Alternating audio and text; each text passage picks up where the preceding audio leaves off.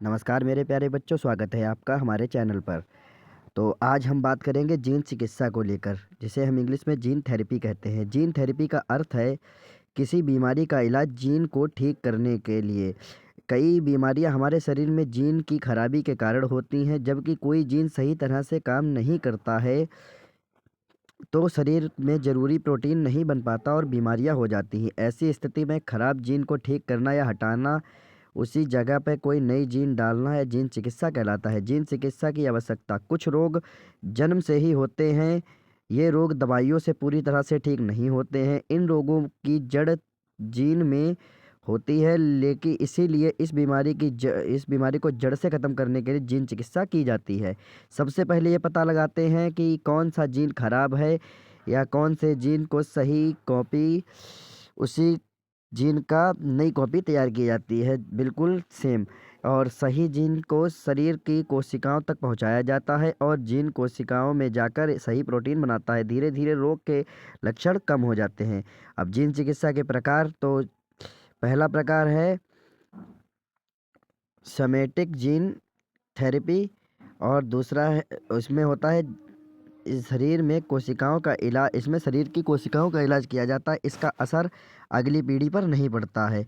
लेकिन germ line gene therapy जो कि होती इस जनन इसमें जनन कोशिकाओं का इलाज होता है। इसका असर आने वाली पीढ़ी पर भी पड़ सकता है। उदाहरण, सिकल सेल एनीमिया। यह रोग हीमोग्लोबिन जीन की खराबी से होता है। जीन चिकित्सा में खराब जीन की जगह पर जीन डाला जाता है। कैंसर, कुछ प्रकार के कैंसर जिसमें जीन चिकित्सा का उपयोग करके कैंसर कोशिकाओं को नष्ट किया जाता है। जीन चिकित्सा के लाभ, रोग का स्थायी इलाज, संभव वंशानुगत रोगों का भी बहुत उपयोगी है और भविष्य की आधुनिक चिकित्सा से परिचित। इसके बाद आ जाते हैं नेक्स्ट टॉपिक के, जिसका नाम है परिजैविक। वे दवाइयाँ जो हानिकारक जीवाणुओं को मारती है, उनकी वृद्धि को रोकती हैं, प्रतिजैविक कहलाती है। एंटीबायोटिक, इनका उपयोग बैक्टीरिया से होने वाली बीमारियों का इलाज के लिए किया जाता है, जैसे पेनिसिलिन और स्ट्रोथाइसिन। जैव प्रौद्योगिकी,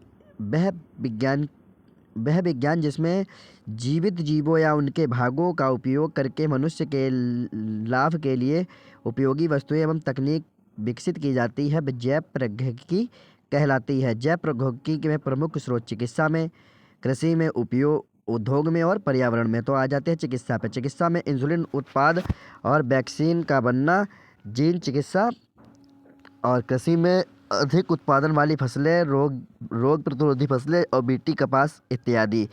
उद्योग में एंटीबायोटिक, एंजाइम, दही, दूध, पनीर और शराब इत्यादि का निर्माण। पर्यावरण में कचरे का जैविक निष्कासन, प्रदूषण को कम करना और खाद का उदाहरण, इंसुलिन का उत्पादन बैक्टीरिया की मदद से, एंटीबायोटिक जैसे पेनिसिलिन, बीटी कॉटन। इसके बाद आ जाता है जैव प्रौद्योगिकी लाभ, रोगों का बेहतर इलाज, कृषि उत्पादन में वृद्धि और पर्यावरण संरक्षण। उद्योगों में उपयोगी उत्पाद, सिरके के उत्पादन में एंटीबैक्टर ऐसे जीवाणुओं का प्रयोग करते हैं। आइए इन दोनों को हम एक अलग अलग कॉलम में रख लेते हैं। टेम्पलेट रज्जु और कोडिंग रज्जु। डीएनए रज्जु में एमआरएनए बनाया जाता है, जबकि कोडिंग में डीएनए व की रज्जु जिसका अनुक्रम एमआरएनए जैसा होता है। नंबर 2, आरएनए का निर्माण के लिए साँचा का काम करती है और नंबर 2 कोडिंग के लिए तो प्रोटीन की जानकारी को दर्शाती है। नंबर 3, प्रतिलेखन में सक्रिय होता है और सीधे प्रतिलेखन के उपयोग नहीं होता है। यह आरएनए बनाने का काम करता है और यह जीन का वास्तविक सूचना को दर्शाती है।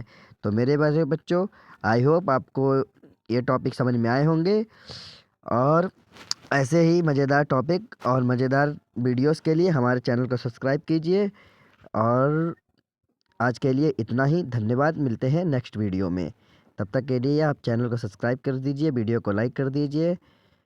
Thank you.